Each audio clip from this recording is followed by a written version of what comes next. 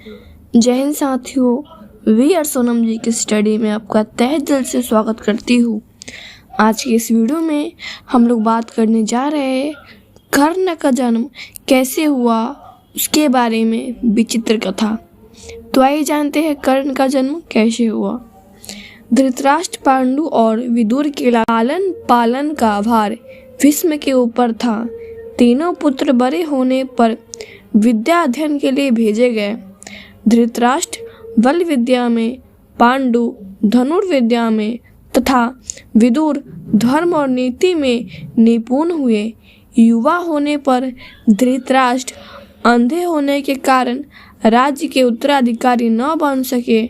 विदुर दासी पुत्र थे, इसलिए पांडु को ही हस्तिनापुर का राजा घोषित किया गया। भीष्म ने धृतराष्ट्र का विवाह गांधार की राजकुमारी गांधारी से कर दिया। गांधारी को जब ज्ञात हुआ कि उसका पति अंधा है तो उसने स्वयं अपनी आंखों पर पट्टी बांध ली। उन्हीं दिनों यदुवंशी राजा सुरसेना की पोषित कन्या कुंती जब सन्यायी हुई तो पिता ने उसे घर आए महात्माओं की सेवा में लगा दिया। पिता के अतिथि गृह में जितने भी साधु महात्मा ऋषि मुनि आदि आते, कुंती उनकी सेवा मन लगाकर करती थी। एक बार दुर्वासा ऋषि आए, कुंती ने उनकी भी मन लगाकर सेवा की। कुंती की सेवा से प्रसन्न होकर दुर्वासा ऋषि ने कहा, पुत्री, मैं तुम्हारी सेवा से अत्यंत प्रसन्न हुआ, अतः तुम्हें एक ऐसा मंत्र देता हूँ जिसके प्रयोग से तुम जिस देवता का स्मरण करोगी वह तत्काल तेरे सामने प्रकट हो जाएंगे।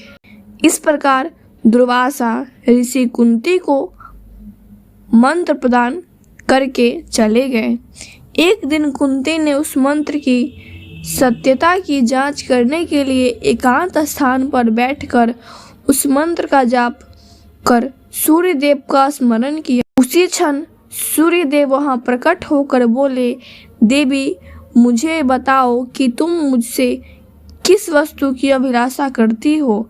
मैं तुम्हारी अभिलाषा अवश्य पूरी करूंगा। इस पर कुंती ने कहा, हे देव, मुझे आपसे किसी भी प्रकार का अभिलाषा नहीं है। मैंने तो केवल मंत्र की सत्यता परखने के लिए उसका जाप किया है। कुंती के इन वचनों को सुनकर सूर्यदेव बोले, हे कुंती, मेरा आना व्यर्थ नहीं जा सकता है। मैंने तुम्हें एक अत्यंत पराक्रमी तथा दानशील पुत्र प्रदान करता हूँ। इतना कहकर सूर्यदेव अनंत धार्य हो गए। कुंती ने लज्जावश यह बात किसी को नहीं कह सकी। समय आने पर उसके गर्भ में कवच कुंडव धारण किए एक पुत्र उत्पन्न हुए। कुंती ने उसे एक मंजुषा में रखकर रात्रि वेला में गंगा में बहा दिया। वह बालक बहता हुआ उस स्थान पर पहुंचा जहां पर धृतराष्ट्र का सारथी अधिरथ अपने अश्व को गंगा नदी में जल पिला रहा था। उसकी दृष्टि कवच कुंडलधारी शिशु पर पड़ी। अधिरथ निसंतान था, इसलिए उसने बालक को अपने छाती से लगा लिया और घर ले जाकर उसे अपने पुत्र के जैसा पालने लगा।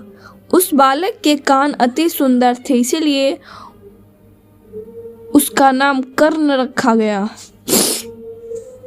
कर्ण गंगा जी में बहता हुआ जा रहा था कि महाराज धृतराष्ट्र के सारथी अधिरथ और उसकी पत्नी राधा ने उसे देखा और उसे गोद ले लिया और उसका लालन पालन करने लगे।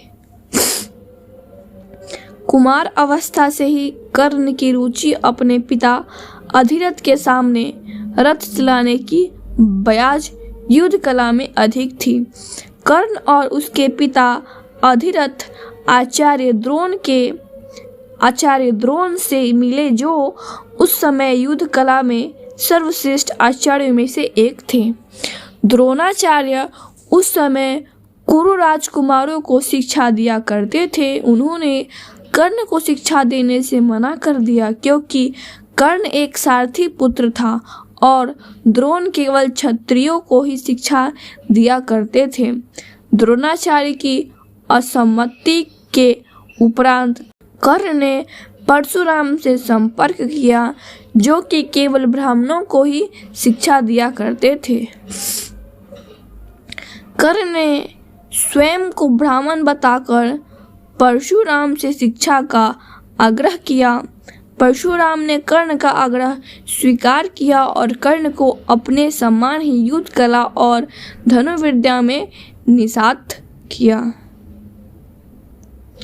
कर्ण को उसके गुरु परशुराम और पृथ्वी माता से श्राप मिला था। कर्ण की शिक्षा अपने अंतिम चरण पे थी। एक दोपहर की बात है, गुरु परशुराम कर्ण की जंघा पर सिर रखकर विश्राम कर रहे थे। कुछ देर बाद कहीं से एक बिच्छू आया और उसकी दूसरी जांघ पर काटकर घाव बनाने लगा। गुरु का विश्राम भंग न हो इसलिए कर्ण बिच्छू को दूर न हटाकर उसके डंक को सहता रहा।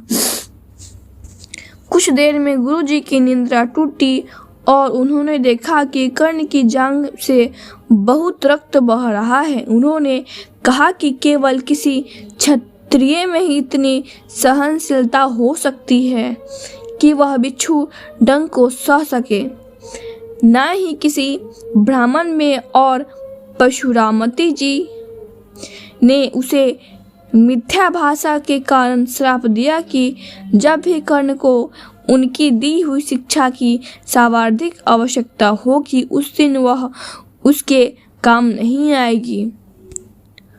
कर्ण, जो कि स्वयं ये नहीं जानता था कि वह किस वंश से है, उन्होंने अपने गुरु से क्षमा मांगी और कहा कि उसके स्थान पर यदि कोई और शिष्य भी होता तो वह यही करता।